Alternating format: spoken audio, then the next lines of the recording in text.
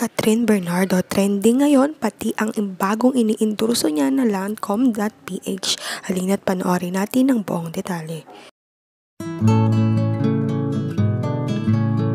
Trending na trending nga ngayon si Catherine Bernardo dahil inaabangan talaga ng mga fans niya ang kanyang bagong iniendorso na Lancome.ph.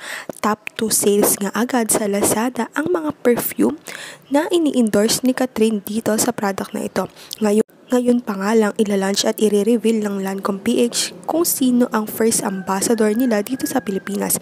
Pero alam na talaga ng mga fans ni Catherine na si Catherine Bernardo talaga iyon. Marami na ang fans ang excited na makita ang video release nito.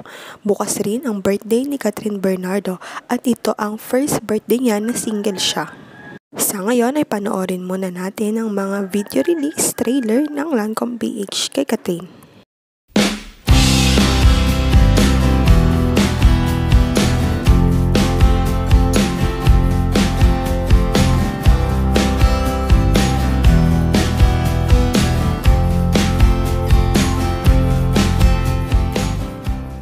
Sa ngayon, maghintay na lamang ng latest update sa Katniel.